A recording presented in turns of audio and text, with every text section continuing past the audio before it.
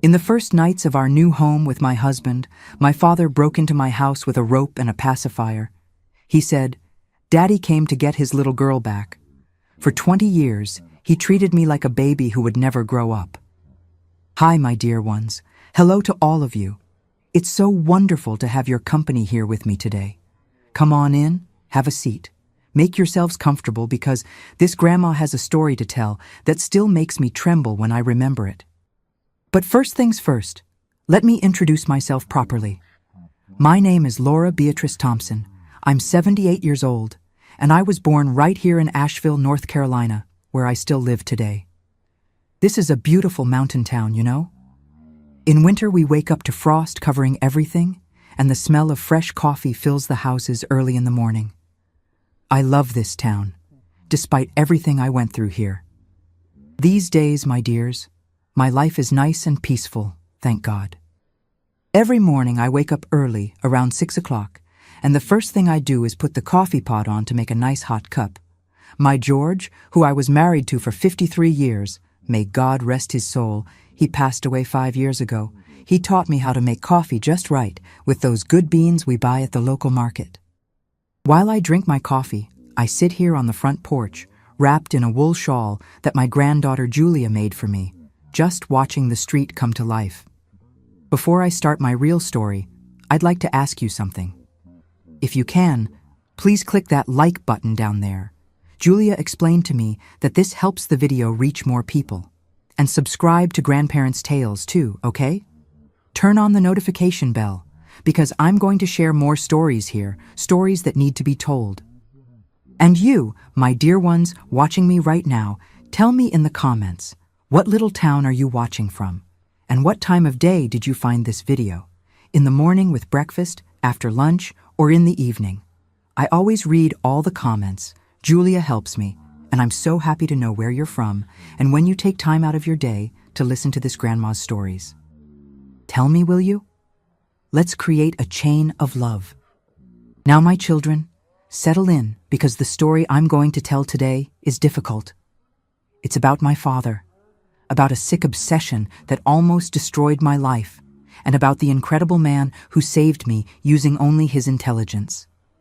It's about the night my father broke into my house with a rope and a pacifier, determined to take me back to the past. But it's also about love, courage, and liberation. Take a deep breath with me because we're going back many years in time to the 1940s, when I was just a girl growing up here in Asheville, in a very different time from today. Part 1. Childhood in the Mountains. I was born in 1947, at the very end of winter, when Asheville was still covered in frost. My mother, whose name was Madeline Thompson, everyone called her Maddie, always told me that on the day I was born, she looked out the window of the little room where she had me and saw the pine trees all covered with ice, sparkling in the morning sun. She said it was a sign from God that I would be a strong girl, capable of withstanding life's cold. My father's name was Ernest Augustus Thompson. He was a tall man with broad shoulders, worked as a carpenter right here in Asheville. He had a small workshop on the street below where he made custom furniture, tables, chairs, wardrobes, those kinds of things. I remember the smell of fresh wood he'd bring home on his clothes every evening. I remember his big hands, always with wood splinters under his nails, calloused from so much work. My mother, Maddie, was a petite woman, delicate with that sweet way about her. She took care of the house, cooked like nobody else. She made pot roast that was wonderful, and a pecan pie that melted in your mouth. She also sewed for others, took in clothes from other families to hem, sew buttons, mend tears. It was her extra money, which she kept in a cookie tin hidden in the cupboard. I had an older brother, Arnold, who was 7 years older than me. When I was little, Arnold was almost a young man, always running around the street with friends, playing marbles, flying kites. He didn't have much patience with me, thought little girls were a nuisance. But once in a while he'd take me along to play at the field near our house, and I'd be so proud to walk with my big brother. We lived in a simple wooden house near downtown Asheville. It was a small house, painted light blue. My father had painted it himself, with a little white gate in front and a small backyard. It had only 3 rooms: the living room, which was also the kitchen, my parents' bedroom, and a tiny little room where Arnold and I slept, him in a twin bed and me in a small bed against the wall on the other side. In winter, my dears, that house was freezing. We'd wake up and see our breath coming out like smoke. My mother would light the wood stove early, and we'd all huddle together there in the kitchen so we wouldn't freeze to death. She'd make strong black coffee, cut thick slices of homemade bread, and spread butter on them, and we'd eat right there, standing up near the stove, waiting for the sun to warm things up a bit. My father, Ernest, was always a man very dedicated to his family. He worked from sunup to sundown in his carpentry shop, came home tired, but always had a smile for my mother and a pat on the head for me. He called me my little princess, and when I was very small, he'd pick me up and sing those old songs, nursery rhymes, while I fell asleep on his shoulder. I remember he was very protective of me, more than he was with Arnold. If I fell and scraped my knee playing in the yard, he'd get upset, grab my mother complaining, "Maddie, aren't you watching the girl? She got hurt." My mother would laugh, say that children were meant to play and get hurt, that it was part of it. But my father didn't like it, worried too much. I spent my days playing in the yard or in the street with other girls from the neighborhood. We played with dolls. I had a rag doll that my mother had made, with button eyes and a little flowered dress. Played house, played cooking, made toy stoves from old cans and little clay pots. In summer, when it warmed up a bit, we'd go to the creek that ran nearby, dip our feet in the cold water, catch tadpoles in jelly jars. I had a little friend, Bernice, who lived 3 houses down. We were inseparable. Spent our afternoons at her house or she at mine, making up games, telling secrets. Her mother made wonderful sweet bread with that crispy crust on top, and whenever I went there, she'd give me a warm piece with butter melting on it. My childhood was happy, you know. At least up to a point it was. We were poor, but we didn't lack anything. Had food on the table, had clean clothes, had love. My mother was affectionate, my father hard-working, my brother, well, he was a big brother, kind of grumpy, but he liked me in his own way. But there was something I started to notice when I got older, around 9, 10 years old. My father didn't like it when I played with boys. If any little boy from the street came over to play hide-and-seek or marbles, my father would stand at the window, arms crossed, watching with that stern face. Once the son of Mr. Theodore, a skinny boy named Norman, came to call me to fly kites with the gang. My father came out to the gate and said very seriously, "She's not going. Girls don't fly kites with boys." I didn't understand because Arnold flew kites with everyone and nobody said anything. My mother also thought it was strange. Once I heard her talking quietly with him in the kitchen at night when they thought I was asleep. She said, "Ernest, the girl needs to play with everyone. That's normal. You're being way too protective." And he replied with that deep voice of his, "Maddie, you don't understand. This girl is different. She's special. I'm not going to let the world ruin her." At the time, I didn't really understand what that meant. But today, looking back, I see there was already something there, something that wasn't normal, that was beginning to grow in my father's mind. When I turned 11, my father gave me a porcelain doll as a gift, one of those expensive ones, with eyes that closed when you laid it down. It was beautiful, all in a pink lace dress. But I was already becoming a young lady, didn't play with dolls much anymore. I felt embarrassed, but thanked him, gave him a kiss. He held my face between his big hands, looked right into my eyes and said, "You'll always be my little girl, Laura, always." At the time, that just seemed like a loving father talking. But it wasn't. It was a promise, or a sentence. The years went by, and I grew up. My body changed. I became a young lady. My mother started teaching me women's things, explained about that time of the month, started teaching me how to cook properly, to wash clothes, to iron. She'd say, "Laura, soon you'll be a young woman. You'll get married. You'll have your own home. You need to learn these things." But my father, My father seemed unwilling to see that I was growing up. He still treated me like I was a small child. Still called me little princess. Still wanted me to sit on his lap when we listened to the radio at night. I was already 12 years old, already getting embarrassed, but he insisted. I remember one specific day, shortly before I turned 13. I was in the backyard helping my mother hang laundry on the line.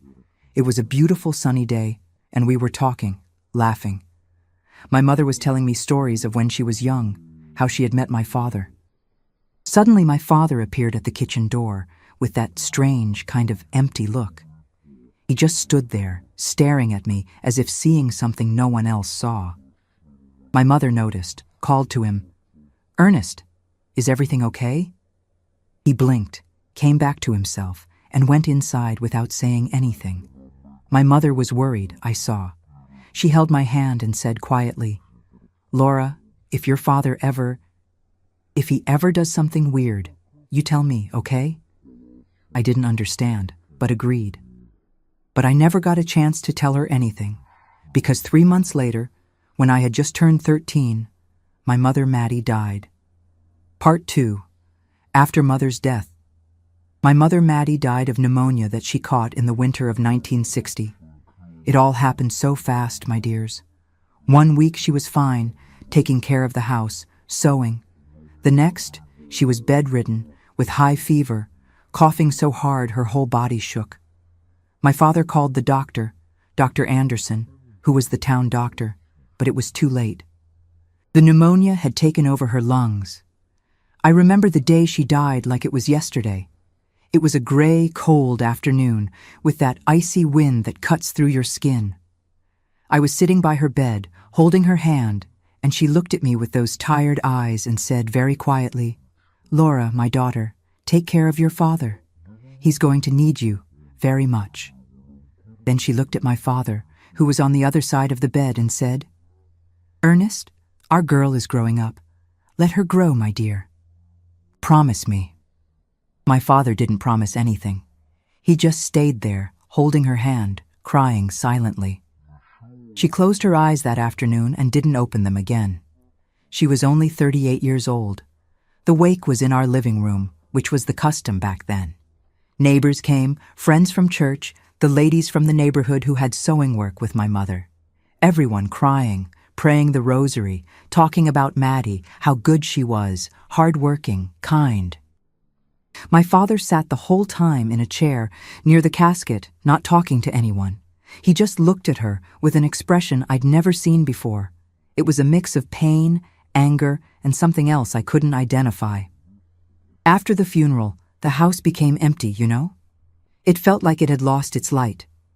My mother was the sun of that house, and without her, everything became dark and cold. My brother Arnold, who was already 20, stayed with us for 2 more weeks and then announced he was leaving. He had gotten a job in Charlotte at a furniture factory and was going to try life there. I cried so much when he left. I begged him to take me with him, but he said he couldn't, that I was too young, that I had to stay and take care of Father, and that's how I was left alone with him, alone with my father Ernest. At first, he was very quiet. Spent his days at the carpentry shop, working in silence, came home at night, ate what I prepared. I had learned to cook from my mother, thank God, and went to sleep. He barely spoke to me. It was like he had become a statue of sadness. But after about 3 months, things started to change. And they changed in a way that scared me. I started noticing he was looking at me differently.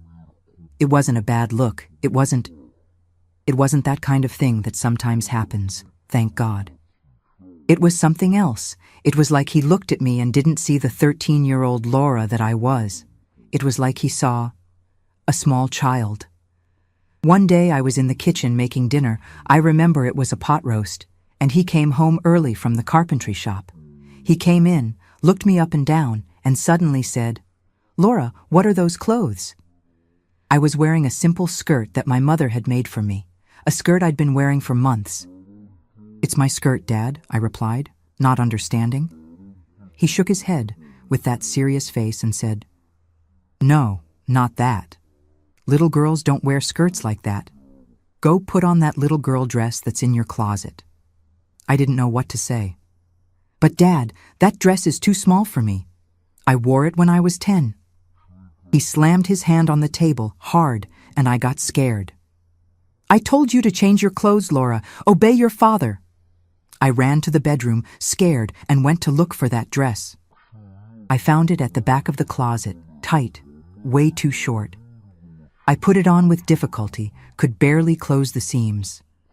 When I came back to the kitchen, he looked at me, and for the first time in months, he smiled. That's it. That's my little princess. That was just the beginning, my dears. Just the beginning. In the following weeks, he started forbidding me from doing things. He forbade me from using the lipstick my mother had given me, that light pink lipstick I wore only on Sundays to go to church. Little girls don't wear makeup, he said, and threw the lipstick in the trash. He forbade me from putting my hair up, said I had to wear it in 2 braids like when I was a child. He forbade me from going out alone to visit Bernice. Children don't walk alone in the street, he'd say. I tried to argue, tried to say I was already a young lady, that I was already 13, soon to be 14. But he'd get angry, yell, say I was being disobedient, that my mother was in heaven seeing me disappointing my father. And I'd shut up, scared and confused. One afternoon, I came back from school. I was still studying at the time, attending junior high, and found my father sitting in the living room with a large package in his hands. He had that little smile on his face, that little smile that had started giving me chills. Laura, come here, my daughter. Daddy brought you a surprise. I opened the package. Inside was a big rag doll with embroidered eyes and a little calico dress. And there was also a set of toy pots and pans, those small aluminum ones, to play house. I stared at it, not understanding. Dad, I don't play with dolls anymore. I'm almost 14. His smile disappeared instantly. His face became hard. His eyes darkened. You will play, Laura. You'll play because I'm telling you to. Girls have to play with dolls. Sit down there now and play. He pointed to the living room floor. I looked at him, saw there was no way to argue. I sat on the floor, picked up the doll, and pretended I was playing. He stayed there, sitting in the chair, watching me with that strange, almost happy look. That's it, just like that, my little princess playing, just like before. Just like when she was tiny.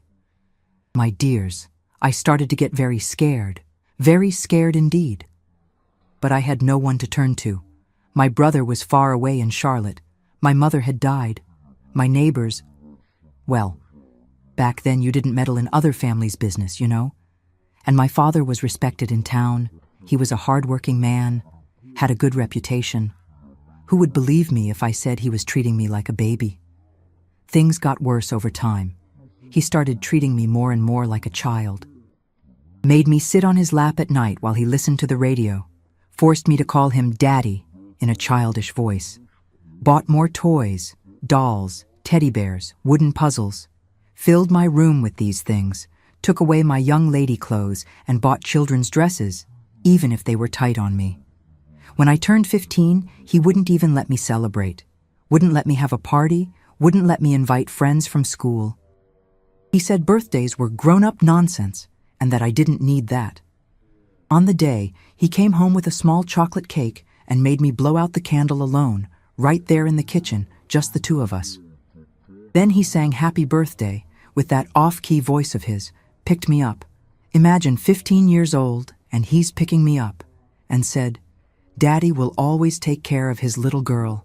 Always. Will never let the dirty world touch you. I stopped going to school when I turned 16. He said I didn't need to study anymore, that women didn't need education, that I had to stay home learning to take care of the house, to cook, to clean. Actually, I think he was afraid that at school I'd talk to someone, that I'd tell someone how he was treating me. I started living like a prisoner in my own home. Couldn't go out, couldn't have friends, couldn't do anything. Spent my days cleaning, cooking, and being forced to play with those horrible dolls he bought. At night, he'd make me sit on the living room floor, and he'd sit in the chair and watch me play, hours and hours, until I was so tired I could barely keep my eyes open. There was one night I tried to talk to him seriously. I gathered courage, took a deep breath, and said, "Dad, this can't go on. I need to live. I need to have friends, need to go back to school, need to grow up. This isn't right." He looked at me, and for the first time I saw something that froze my blood. It wasn't anger. It was madness. Pure madness. He slowly stood up from the chair, came to me, held my face between his hands, those big, calloused carpenter's hands, and said very quietly, almost whispering, "You're not going to grow up, Laura. You're never going to grow up. You'll always be my little girl. Always. Because when you grow up, you'll leave me, just like Maddie left me. And I'm not going to let that happen. Never." In that moment, I understood. My father had gone mad with grief. My mother's death had broken something inside his head, and he had decided that if he kept me as a child forever, I would never grow up, never get married, never leave. I would stay with him forever. I was 17 years old when I met George. Part 3. Meeting George. It was on a sunny day in March 1964 that I met George. I had just turned 17 and had gone alone, sneaking away from my father, of course, to the town square to buy sewing thread that had run out at home. My father had gone to deliver furniture across town, and I took advantage of those few minutes of freedom. I was looking at the fabric store window when I bumped into someone accidentally. I dropped the little packet of pins I had in my hand. "Sorry, miss," said a deep, kind voice. I looked up and saw a tall young man, dark-haired, with light brown eyes and a nice smile. He bent down, picked up my pins from the ground, and handed them to me. "Here you go. Don't worry about it." "Thank you," I murmured, my face burning with embarrassment. It had been so long since I'd talked to anyone from outside the house, much less a young man. "My name is George Henry Mitchell," he said, extending his hand. "I work at the sheriff's office here in Asheville. I'm an administrative assistant to the sheriff. And you are—" I looked around, afraid someone would see and tell my father. "Laura," I answered quietly. "I have to go." And I almost ran away, my heart beating fast. But fate has its ways. I ran into George other times. He always showed up in that area, and later I learned it wasn't a coincidence. He had noticed something strange about me in that first meeting. The scared manner, the clothes too childish for my age, the fear in my eyes. George was an observant man, trained to notice when something wasn't right, and something in him wanted to help me. We started talking quickly, in secret, always when my father wasn't around. George would ask me about my life, about my family. At first I lied, said everything was fine. But one day I couldn't take it. I broke down in tears right there in the little park and told him everything. I told him about my father's obsession, about how he treated me like a child, about how I was trapped in that house, in that life that wasn't a life. George listened to me carefully, with that serious way of his. When I finished, he held my hand. It was the first time someone had held my hand with affection since my mother died, and said, "Laura, this isn't normal. Your father needs help. And you need to get out of this situation." But how, my dears? How could I get out? I had nowhere to go, no money, nobody. My brother Arnold was far away in Charlotte, and we barely had contact. George then proposed something. "Date me, in secret, for now.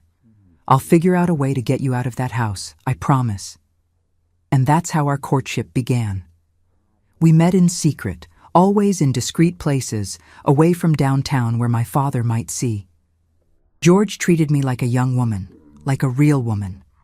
He talked to me about serious things, made me laugh, made me feel alive for the first time in years. I had fallen in love, my dears, truly in love. For almost 3 years we managed to keep it secret. But in 1966, when I was 19, my father found out. It was late afternoon.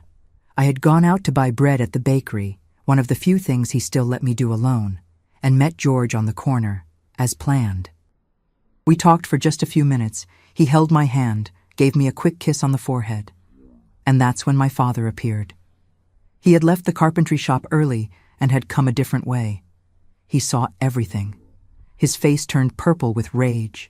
He came running in our direction, shouting, "Let go of my daughter! Let her go, you dog!" George stood in front of me, protecting me.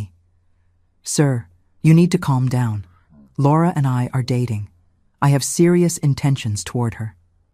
My father laughed, but it was a scary laugh without joy. "Serious intentions? With my little girl? She's 5 years old. She's a child." George looked at my father with that look of someone who works with disturbed people and understood right away.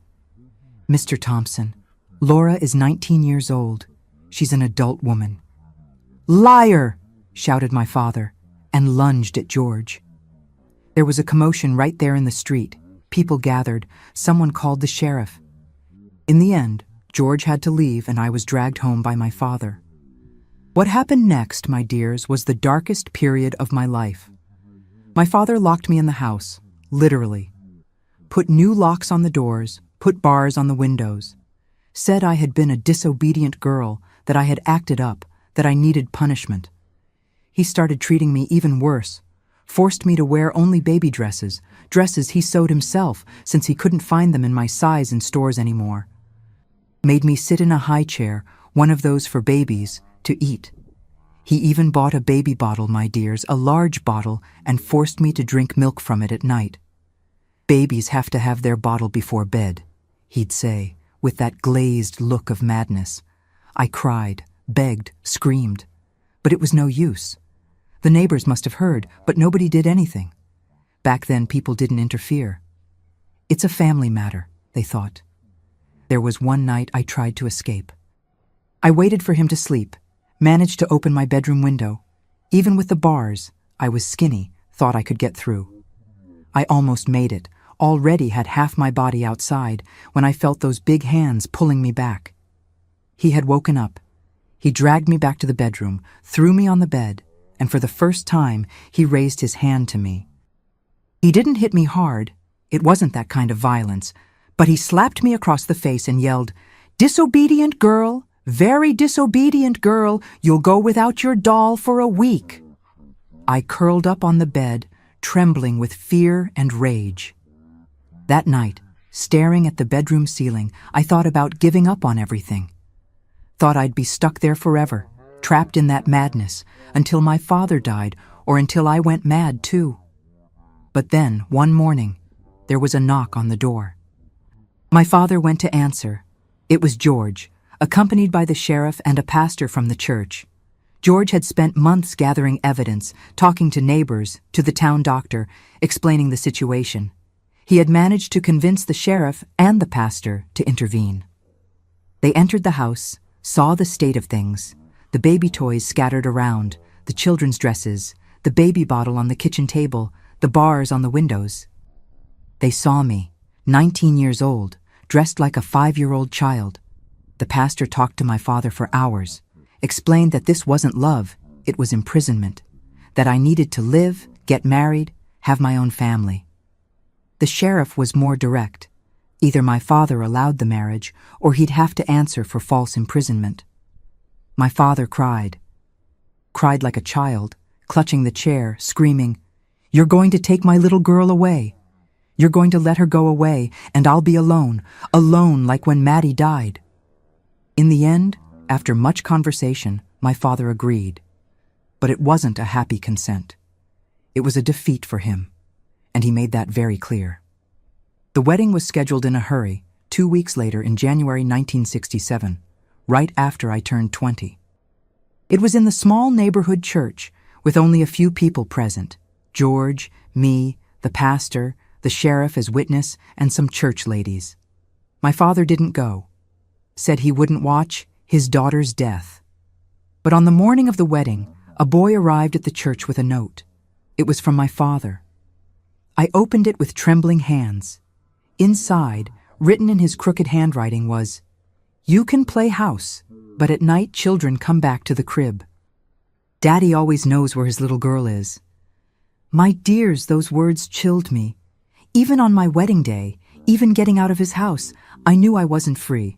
My father wasn't going to give up, wasn't going to accept it. But I had George by my side, and George, without my knowing, was already preparing something to ensure that when my father tried to get me, and we knew he would try, I would be protected. Part 4. The New House and the Visits. After the wedding, George and I moved into a small single-story house he had rented in a neighborhood farther from downtown Asheville, a place called Mountain View, which at the time was very quiet, with few houses, still lots of woods. George had chosen it on purpose. He thought the farther from my father, the safer we'd be. The house was simple, white-painted wood, with a low little gate in front and a small backyard. It had 2 bedrooms, a small living room, kitchen and bathroom. For me, my dears, that house represented everything: freedom, a fresh start, the chance to finally be a woman, be a wife, live without pretending to be a child. The first 2 days were magical. Waking up in the morning next to George, making breakfast for the 2 of us, fixing up the house our way, talking about the plans we had. He'd leave for work at the sheriff's office early in the morning, and I'd stay taking care of the house, cooking, humming while I washed clothes. In the evening, we'd sit on the porch, George would smoke a cigarette, and we'd talk about having children, about improving the house little by little, about the future that was finally ours. But on the 3rd day, my dears, reality knocked on the door. Literally. It was mid-morning. George had already left for work. I was in the kitchen making bread. I had gotten up early to knead the dough, let it rise, and was just putting the pans in the oven when I heard a noise at the front of the house. Footsteps at the little gate. My heart raced. I went to the living room window and peeked through the curtain. It was him, my father. There, standing on the other side of the gate with a large rag doll in his arms and a package under his other arm. He didn't try to open the gate. Just stood there, staring at the house with that empty look that gave me chills. I hid behind the curtain, my whole body shaking. I stayed there, peeking, praying for him to leave. He stood still for about 15 minutes that felt like hours, and then left the doll leaning against the gate and walked away, walking slowly, looking back every few steps. I waited another half hour before I had the courage to open the door. I picked up the doll with disgust. There was a little note tied around its neck with string. The little girl forgot her doll at home. Daddy brought it. Daddy always takes care of what's his. I tore that note into 1,000 pieces, threw the doll in the trash, and spent the rest of the day locked inside the house, crying, scared. The bread burned in the oven. When George came home that night, he found me sitting on the kitchen floor, hugging my knees, trembling. He hugged me, carried me to the couch, and when I showed him the pieces of the note, I saw his face become hard, serious. He's not going to give up, Laura. We need to be prepared. And he didn't give up. In the following days, my father came back. Not every day, but yes, several times a week. Always at different times, sometimes early in the morning, sometimes in the afternoon, when he knew George was working. He never knocked on the door, never yelled. Just stood there on the other side of the gate, standing like a sinister statue, looking at the house, searching for me with his eyes at the windows. And he always left something. Baby toys, pacifiers, baby bottles, diapers. Once he left a disassembled wooden crib leaning against the gate. A crib he had made himself in his carpentry shop. And there was always a little note. Baby needs a crib to sleep, said one. Daddy prepared the little girl's room, said another. Children can't stay away from father. They get sick. My dears, I started living in a constant state of terror. I was afraid to look out the window and see him there. I was afraid to go out in the yard to hang laundry. I was afraid to go to the corner store to shop. When George left for work, I'd lock all the doors and windows, even in the heat, and stay inside, sweating, scared, waiting for him to come back. The nightmares began. Every night I dreamed that my father entered the house, tied me up with that thick rope he used in the carpentry shop, wrapped me up like a package, and dragged me back to that prison. I dreamed he put me in that crib, stuck a pacifier in my mouth, dressed me in diapers. I'd wake up screaming, sweating, and George had to calm me down, hug me, tell me it was just a nightmare, that he was there, that he wouldn't let anything happen. George tried to file a complaint at the sheriff's office. He talked to the sheriff, explained the situation, showed the notes, the things my father left at the gate. But the sheriff, who was a drinking buddy of my father's, had whiskey with him every Friday at Mr. Albert's bar, didn't want to know. Said it was a family matter, that a father has the right to visit his daughter, that leaving gifts isn't a crime. George argued, pounded the table, but it was no use. The sheriff told him to leave and stop making trouble for a working man. We tried talking to the church pastor, the same one who had married us. He came to our house, talked to us, was concerned. He promised he'd talk to my father, would try to make him understand that this wasn't normal, that I was married now, that I had my own life. But when the pastor went to my father's house, he was greeted with shouts. My father said that pastors don't meddle in family business, that Laura is his daughter and always will be, and practically threw the pastor out. We were alone, my dears, alone with that fear. The weeks went by. January turned into February. I got thinner, got deep circles under my eyes, nervous, scared by any noise. George did what he could, started coming home at lunchtime to see if I was okay, asked the neighbor next door, Mrs. Clementine, a good lady, a widow, to keep an eye out, visit me sometimes. But there was nothing that would take that fear out of me, because deep down, I knew. My father wasn't going to be content to stay at the gate forever. At some point, he was going to try to come in. At some point, he was going to try to take me by force. And that's what happened one night at the end of February.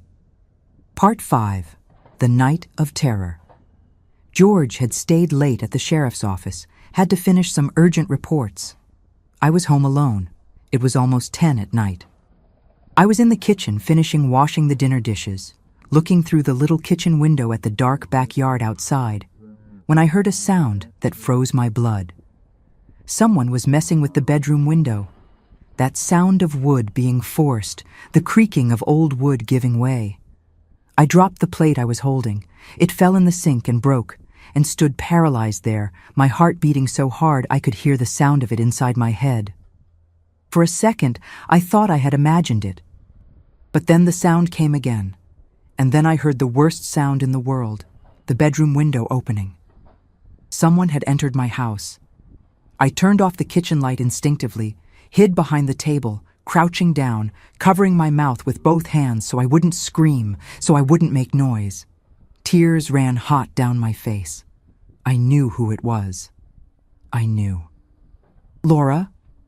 The voice came from the bedroom. That voice I'd known since I was born, but which now filled me with dread. "Little girl, where are you? Daddy came to get you, sweetheart. Enough of this silly game of house. Let's go to the real home, to Daddy's home." I heard his footsteps. Heavy, slow steps, searching. He entered the living room. Through the crack under the table, I could see his boots, those worn leather boots he wore to work. And I saw something else that made my whole body tremble. He was dragging something on the floor, something that made a rough sound on the wood. A rope. "Daddy knows you're here, Laura. There's no use hiding. You're my little girl, mine forever. Nobody takes a daughter from her father. Nobody." He kept walking. Went to the kitchen. It was dark, but he knew I was there. He could sense it. That's when I saw, in the little light coming from the street through the window, hanging around his neck, swinging as he moved, a pacifier, an old, yellowed pacifier. In that moment, my dears, everything became clear. He hadn't come just to convince me. He had come to take me by force. He was going to tie me up with that rope, drag me like an animal, and take me back to that house, to that hell. And the pacifier was to silence me, to make me become his baby again. Something inside me broke at that moment. It wasn't just fear. It was rage. Rage for 20 years of imprisonment. Rage for being treated like an object. Rage for having my life stolen. Rage for still being hunted. I wasn't going to let it happen. I'd rather die there, in that kitchen, than go back. My hand found the carving knife in the sink. I gripped it tight. My hands were shaking so much I almost dropped it, but I held on. If he finds me, I thought, if he tries to grab me, I'll defend myself. This time I'll defend myself. He lit a match. The yellow, flickering light illuminated his face. My dears, that was no longer the man who raised me. That was a stranger, a madman with bulging, glazed eyes, mouth open in a crooked smile that had nothing of joy in it. He had completely lost his mind. There was no going back. And it was at that exact moment that I heard the front gate burst open. Running footsteps. George's voice shouting, "Laura! Laura! Where are you? Answer me!" My father heard, quickly put out the match. I took advantage and stood up, screaming with all the strength I had. "George, here! My father's in here!" George burst through the front door, literally broke it down, and came running in. He turned on the light. My father tried to run to the bedroom, tried to get out through the window he'd entered. But George was faster, younger, stronger. He grabbed my father. They both fell to the floor, rolled, fought. I was screaming, crying. The rope fell from my father's hand. The pacifier came loose from his neck and ended up under the couch. Mrs. Clementine, the neighbor, appeared at the door with other neighbors who had heard the commotion. They helped George hold my father, who was kicking, screaming like a madman. "Let me go! She's my daughter, my little girl. I just want to take her home. She needs her daddy. She needs him." The police came. But you know what they did, my dears? Nothing. Absolutely nothing. The sheriff arrived, looked at the situation, talked to my father outside, and decided it had been a misunderstanding. Said my father just wanted to talk to his daughter and that he had climbed through the window because we wouldn't open the door. It didn't matter that there was a rope. It didn't matter that there was a pacifier. It didn't matter that I was terrified, crying, with a knife in my hand from so much fear. The sheriff sent my father away with a warning not to come back. But I saw in my father's eyes when the police let him go. I saw him look at me before leaving, and in that look there was a promise. He was coming back. He would definitely come back. That night I couldn't close my eyes. I sat on the bed, hugging George, shaking from 4 to 6 in the morning. He stayed awake with me, holding me, stroking my hair, saying everything would be okay. But we both knew the truth. This wasn't over. And it was there, in that cold early morning at the end of February, with my father's rope still lying on the living room floor and the yellowed pacifier under the couch, that George said to me, with that determined voice of his, "Laura, he's going to try again. Sick people like that don't give up. But next time, I promise you, we'll be prepared. I'm going to protect you, no matter what." And he started planning, preparing, transforming that simple little house into a silent fortress, waiting for the next attack. Because we knew my father was coming back. And when he came back, this time, it would be different. Part 6. The Trap. In the days following that invasion, George completely changed. He had always been a calm, peaceful man, but now there was a determination in his eyes I'd never seen. He'd leave in the morning for work, but come back at lunchtime with bags full of strange things, rolls of wire, tools, pieces of metal, things I didn't understand what they were for. "What's all this, George?" I asked one of those times. He looked at me, serious, and said, "Protection, Laura. Your father's coming back, and when he comes back, we're going to be ready. But I need you to trust me, okay? Don't ask questions, just trust." I trusted. I spent the next few days watching my husband work in the house, like he was a carpenter, an electrician, an inventor. He worked on the windows, especially the bedroom one, the one my father had come through. He installed new bolts on the inside, but left it apparently easy to open from the outside. "It has to look weak," he explained. "It has to look like that's where he can get in again." He spent hours working on the bedroom floor, right under the window. He spread something that looked like glue, but I wasn't sure. He covered it with a thin rug. "If he steps here," George murmured, more to himself than to me, "his feet will stick. Not for long, but enough." Then he started working with a thin, transparent wire. It was fishing line, one of those really strong ones fishermen use to catch big fish. He tied this wire right at shin height, crossing the window entrance from one side to the other, almost invisible in the dark. "This will make him trip," George explained, testing the tension of the wire. "And when he trips..." He showed me what he had prepared. On the nightstand beside the bed, hidden behind some books, was a camera flash, except it was a powerful spotlight he had borrowed from the sheriff's office photographer. It was pointed directly at the window. "When he trips on the wire, it'll pull this mechanism here." George showed me an ingenious little system he had assembled with wire and a spring, and the spotlight will turn on right in his face. It'll blind him for a few seconds. Enough time. "Enough time for what?" I asked, still not quite understanding. George then took me to the bedroom closet.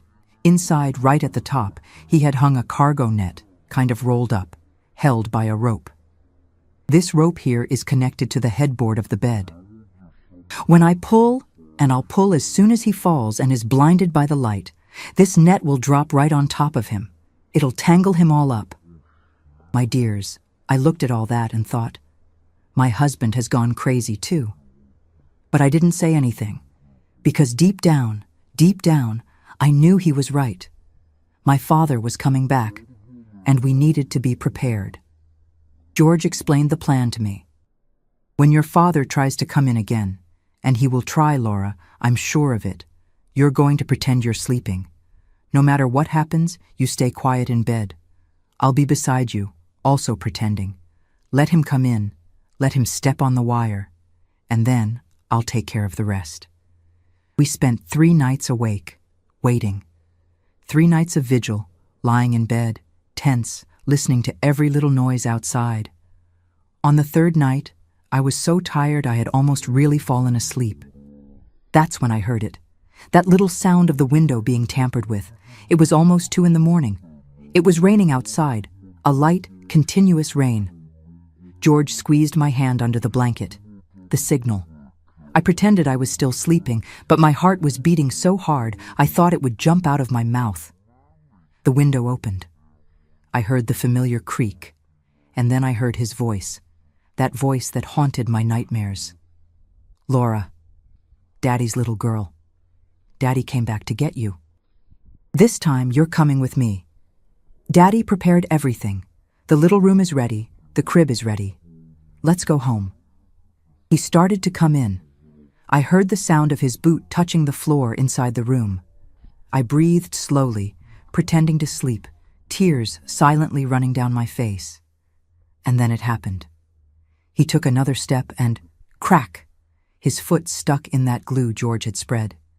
He tried to lift his foot, not understanding. In that moment of confusion, he took another step forward and, zoom! The fishing line caught his shin. My father tripped, lost his balance, and at the exact moment he fell forward, the mechanism activated and, flash!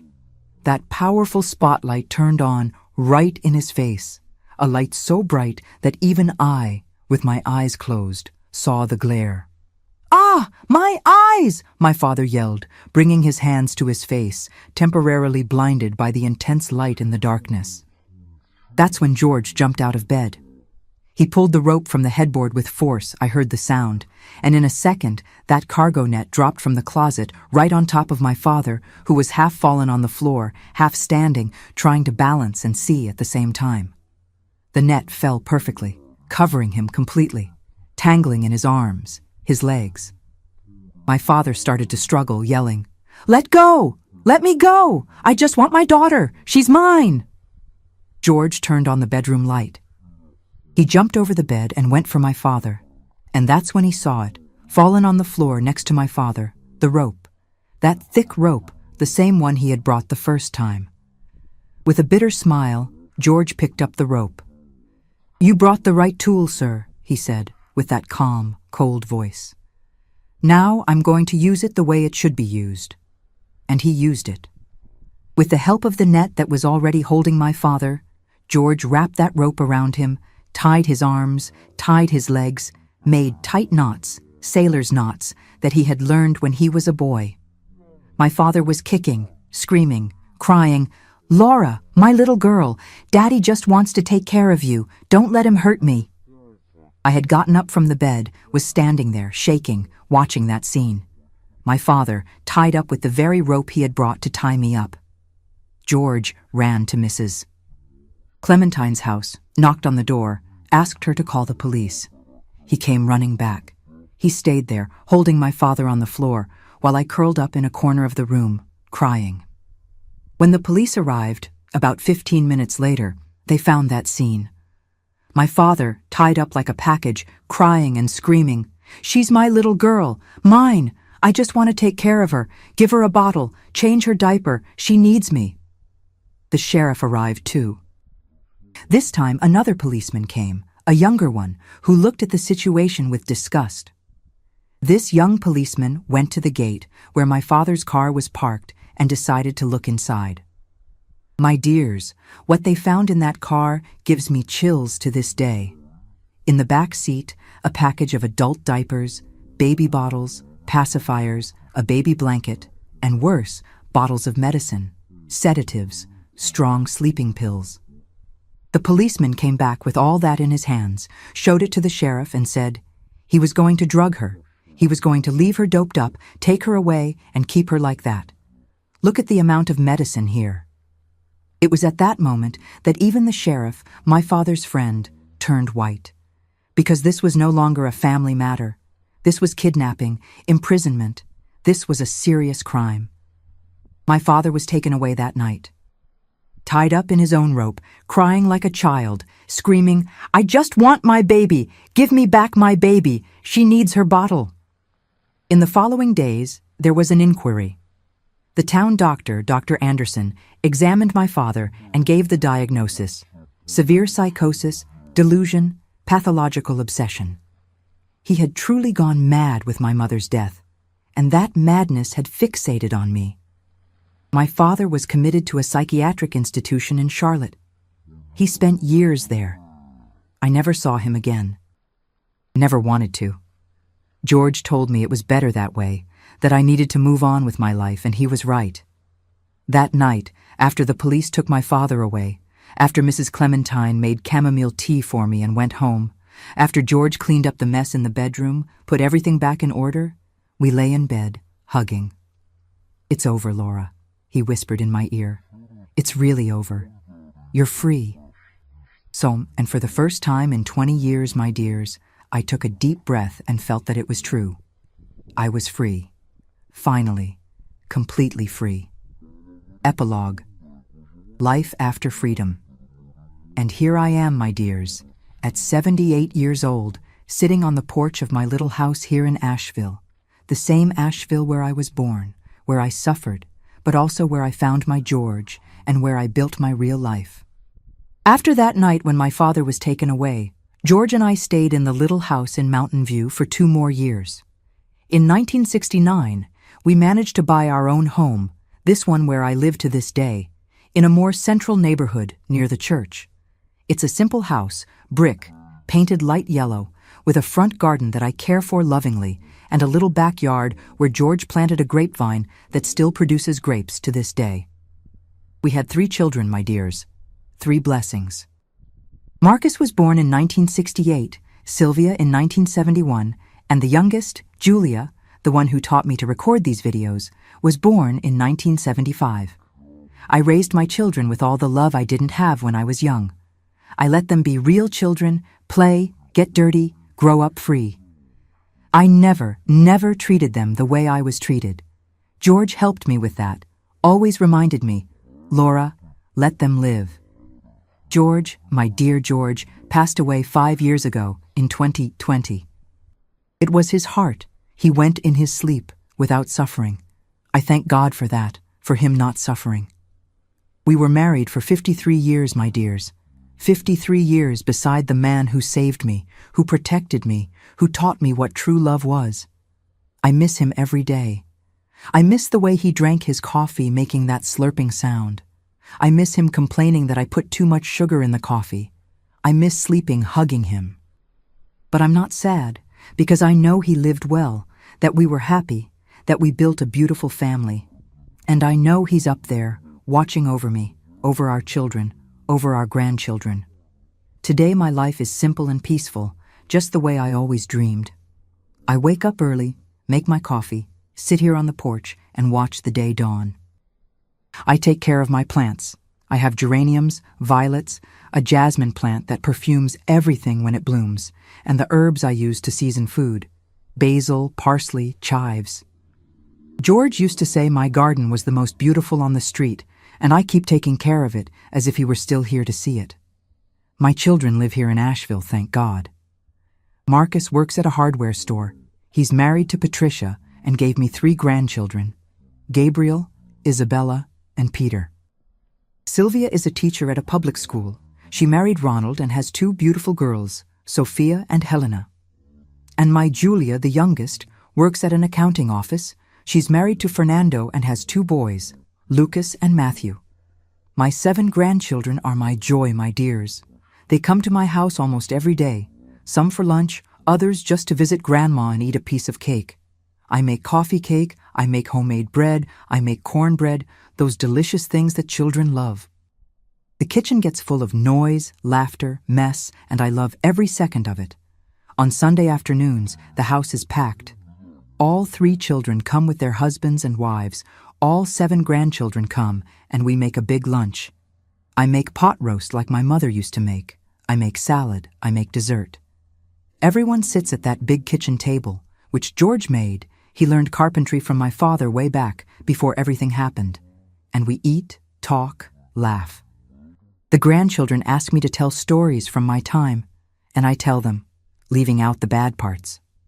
I tell them about old games, what Asheville was like when I was a child, the mischief I used to do with Bernice. At night, when I'm alone, sometimes I think about the past. I think about my mother, Maddie, who left so early and who I'm sure would be proud of the woman I became. I think about my father, too. He died in 1985 in the psychiatric institution where he was committed. They notified me, asked if I wanted to go to the funeral. I didn't go. I couldn't. I still had too much hurt, too much pain. Today, at the age I am, I can understand that he got sick, that madness took over him after my mother died. I can't forgive everything he did, but I can understand it was the illness. It wasn't him anymore. My life is full of small joys, my dears. The joy of waking up in the morning and hearing the birds singing. The joy of making bread and smelling the scent spreading through the house. The joy of receiving visits from the grandchildren. The joy of sitting here on the porch in the late afternoon with my shawl around my shoulders and watching the street activity. The joy of knowing I'm free, that I built my family, that I won. I look back and see how far I've come. I left a prison, a life that wasn't a life, and built this. A house full of love, wonderful children and grandchildren, beautiful memories. It's been 58 years of freedom, 58 years really living, being Laura, being a woman, being a mother, being a grandmother. And you know what's most beautiful, my dears?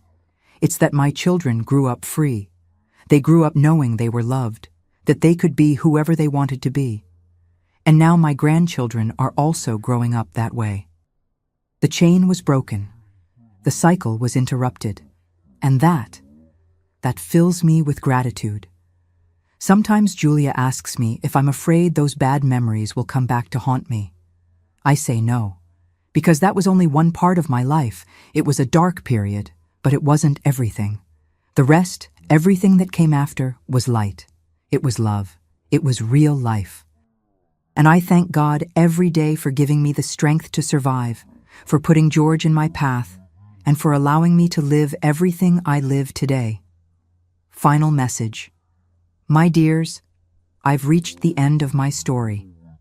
And I know it was hard to hear, but it was important to tell. Because if there's someone out there going through something similar, whether it's control, obsession, or any kind of imprisonment that won't let you live, I want you to know something. You're not alone. And there is a way out. I learned many things in these 78 years of life, and I want to leave some of them here for you. I learned that true love doesn't imprison, it liberates. Love that locks doors, that forbids, that controls, that infantilizes. That's not love, that's sickness, it's imprisonment. No one who truly loves you wants to keep you from growing, from living, from being who you are. I learned that asking for help isn't weakness, it's courage. I spent years thinking there was no way out, that no one would believe me. But when George appeared and I finally had the courage to tell, things started to change. Don't be ashamed to speak up, to shout, to ask for help. There are good people in the world. There are people who will listen to you and help you. I learned that we can indeed start over, no matter how many years we've lost.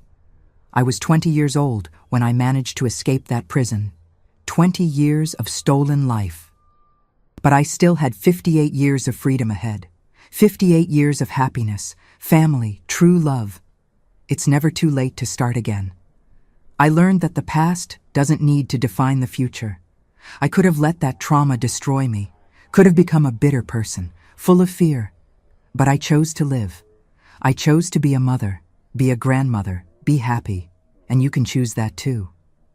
I learned that breaking chains is the greatest legacy we can leave. My children grew up free because I was freed. My grandchildren are growing up in love because I chose love. When you save yourself, you also save the generations that come after. And I learned, my dears, that intelligence beats brute force.